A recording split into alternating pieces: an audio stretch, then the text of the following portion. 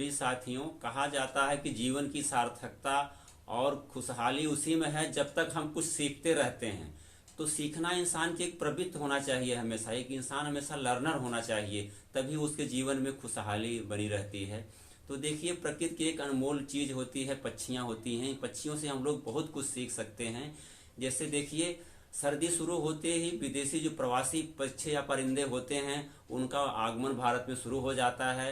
एक तरह से देखा जाए, सैलानी परिंदे जब यहाँ भारत में आते हैं, बहुत सुदूर क्षेत्रों से आते हैं। उस सुदूर क्षेत्र में देखिए साइबेरिया है, मंगोलिया है, वहाँ से आकर हमारे भारत के नदी, तालाबों और झीलों में अपना यहाँ पर घोंसला बनाते हैं, वंश वृद्धि करते हैं, एक नए सृष्टि का निर्माण करते हैं। तो इसको, ऐसे विहंगम दृश्य को हमें देखना चाहिए। इसे देखने से हमें खुशहाली मिलती है और इससे हमें एक नसीहत मिलती है, एक सीखने को मिलता है कि हम कैसे कठिन परिस्थितियों में खुशहाल रहें। वो देखिए, उतनी दूर से आकर घर छोड़ने का न उन्हें कोई तकलीफ होता है और न तो यहाँ से जब वापस जाते हैं तो उन्हें कोई जो है मलाल होता है। तो इस प्रकार पक्षियों से हम लोग बहुत कुछ सीख सकते हैं। इन्हीं पक्षियों से ही देखिए, उनका जब आवागमन होता है, एक देश से दूसरे देश में निर्बाध रूप से आ जा सकते हैं, जबकि इंसान अपने लिए तमाम पाबंदियां बना रखा है कि कहीं किसी देश में जाने के लिए तमाम औपचारिकताएं करनी होती हैं। तो जबकि पंछी होता है कि कहीं भी विश्व के किसी कोने में भी बिना किसी परमिशन के, बिना किसी से आराम से आ जा सकता है। तो इंसान को इससे सीखने की ज़रूरत है। एक पंछी जब इस तरह से कर सकती है तो हम लोग क्यों नहीं कर सकते हैं। इसी प्रकार देखिए, पक्षियों में होता है कि एक राजहंस का नाम सुने होंगे, जिसको अंग्रेजी में हम लोग स्वान कहते हैं। ये पक्षी बहुत ही विलक्षण होता है। ये इतना विवेकशील होता है कि कहते हैं कि ये नीर क्षीर को अलग कर देता है, यानी दूध और पानी को अलग कर देता है। ये पानी, दूध को पी लेता है और पानी को छोड़ देता है। और इसकी एक विशेषता और है कि ये जब प्रेम संबंध रखता है हंसिनी के साथ में, तो आजीवन उसके साथ बना रहता है, कभी अपने साथी को नहीं बदलता है। इससे हमें एक जो प्रेम निभाने के, एक संबंध निभाने की एक बहुत बड़ी सीख मिलती है। तो ये हंस से हम बहुत कुछ सीख सकते हैं। ये अपने विद्या की देवी सरस्वती का वाहन भी है, तो हंस से हम ये बहुत कुछ सीख सकते हैं। इसके अलावा देखिए, पक्षियों में होता है कि आप बगुला देखिए, बगुला कितना एकाग्रचित्त होता है। तो हम इंसान होते हैं या विद्यार्थी होता है, तो हमें क्या होता है कि अपने लक्ष्य को पाने के लिए हमेशा एकाग्र चित्त होना चाहिए। बगुला जब होता है तो पानी में खड़ा रहता है और बड़े शांत से खड़ा रहता है, अपने लक्ष्य के तलाश में रहता है। जैसे मौका मिलता है, अगर शिकार उसके जद में होता है तो तुरंत चोंच से उसको पकड़ लेता है। इसी प्रकार हम इंसानों को भी अपना एक लक्ष्य होना चाहिए। उस लक्ष्य को प्राप्त करने के लिए हमेशा एकाग्रचित्त होकर के उस पर अपना ध्यान केंद्रित किए रहिए और आप आराम से अपने लक्ष्य को प्राप्त कर सकते हैं। इसी प्रकार देखिए, जो पक्षियां कितनी जो अनुशासित होती हैं और जब भी उड़ती हैं तो क्या कतारबद्ध होकर उड़ती हैं एकदम, जबकि हमको उससे सीखने की ज़रूरत है। जब कहीं इंसान चलते हैं तो देखिए, वहाँ पर कोई उनका सिस्टम नहीं होता चलने का, वहाँ गैदरिंग हो जाती है। तो हमें पक्षियाँ अनुशासन भी सिखाती हैं। इसके अलावा देखिए, पक्षी हमारी होती है कौवा। कौवा से भी हम लोग बहुत कुछ सीख सकते हैं। वो जो होता है हमेशा मैथुन क्रिया, जो अपना शारीरिक संबंध स्थापित करता है, हमेशा वो आड़ में करता है। कभी देखिए, आप कौवा, अन्य पक्षियों को देखे होंगे जो होता है मैथुन क्रिया करते हुए, लेकिन कौवे को कभी नहीं देखे होंगे। और वो बहुत ढीठ प्रवृत्ति का होता है, उसके अंदर कोई डर बहुत कम होती है और जल्दी किसी पर विश्वास नहीं करता हो। तो ये कौवों की ये विशेषता होती है। तो उससे हमें सीखना है कि किसी अनजान आदमी को जल्दी विश्वास नहीं करें और अपने जो है इस तरह से पर्दे के पीछे, जो भी इस तरह से हमारे यहाँ भारत देखिए, आजकल अश्लीलता का बहुत ज़्यादा बढ़ावा हो रहा, तमाम नई पीढ़ियाँ अपने अश्लीलता में एकदम मग्न हैं। तो उसको हमें एक पक्षियों से, कौवे से सीखने की ज़रूरत है कि हमेशा जो भी इस तरह की चीज़ें होते हैं, पर्दा जरूरी होता है अपने जीवन में। कुछ ऐसे कार्य होते हैं इसको अपनाना चाहिए।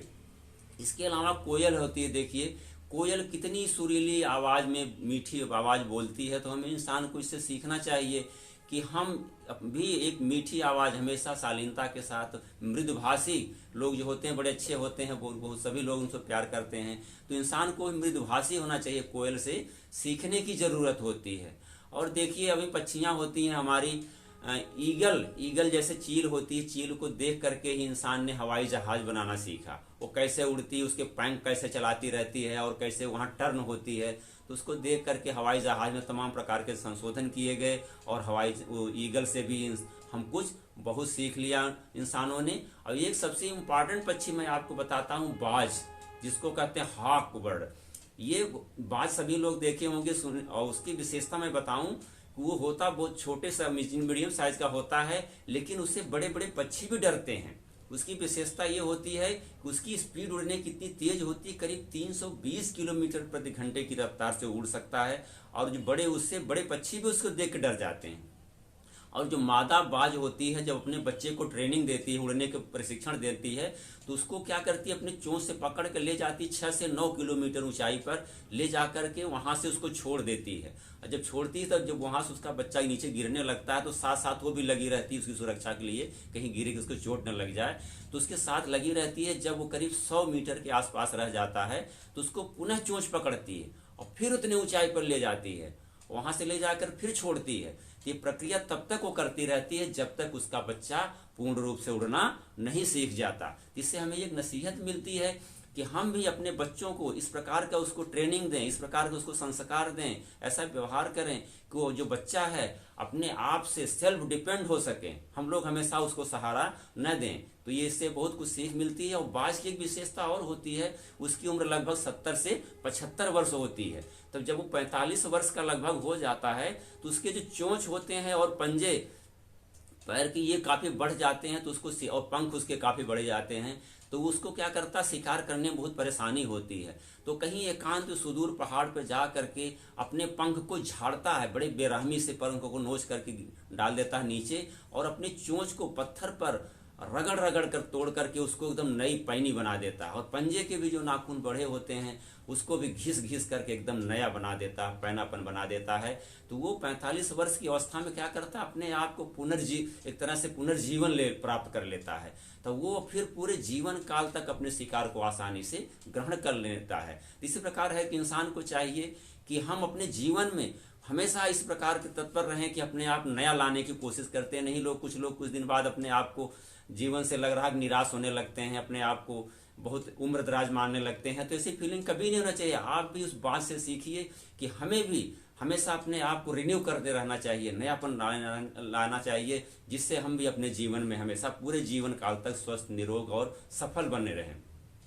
इसके अलावा देखिए हमारे पास इस पक्षियों से सीखने के लिए बहुत कुछ रहता है। हम लोग एक होता है वीवर बर्ड होती है जिसको कहते हैं बया पक्षी। बया पक्षी देखिए उसका घोंसला आप देखे होंगे तो बहुत ही आकर्षक घोंसला होता है। ऊपर उसका शेप मैं दिखाऊंगा आपको।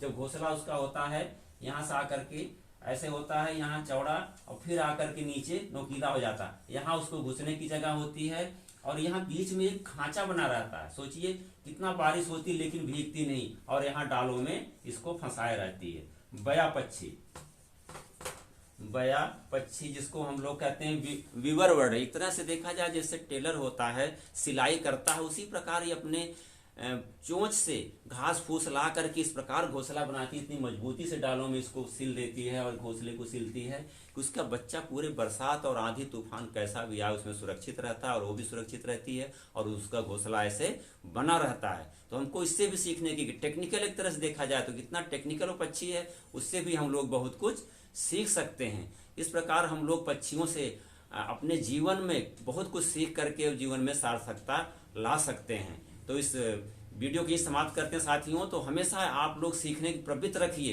कहीं भी रहिए अपने जीवन में कुछ न कुछ सीखते रहिए। जहां भी आपको दिखे कि कुछ नयापन हो उसमें हमेशा आपके अंदर एक ललक होनी चाहिए। तो जैसे होता है अविरल रूप से आप सीखते रहेंगे, जैसे पानी होता है एक जगह अगर रुक जाता तो ठहर जाता है, इसी प्रकार आपका जीवन भी अगर जीवन में ठहराव आ गया तो आपका जीवन भी धीरे धीरे सड़ांध होने लगेगी। उसमें जैसे पानी में सड़ांध हो जाती है वैसे जीवन भी सड़ांध होने लगती है। इंसान अपने जीवन की सार्थकता को खोता जाता है। तो हमेशा गतिशील रहिए, पानी की तरह गतिशील रहिए और कुछ न कुछ सीखते रहिए सभी जीवों से। जैसे हम आज पक्षियों से कुछ इस तरह उदाहरण देकर आपको बताया, इसी प्रकार जीवन के हर एक क्षेत्र में हमेशा कुछ न कुछ सीखते रहिए और जीवन की सार्थकता और खुशहाली हमेशा लाते रहिए। साथियों शुभकामनाओं के साथ हमेशा खुशहाल और स्वस्थ निरोग रहें सब लोग। धन्यवाद, नमस्कार।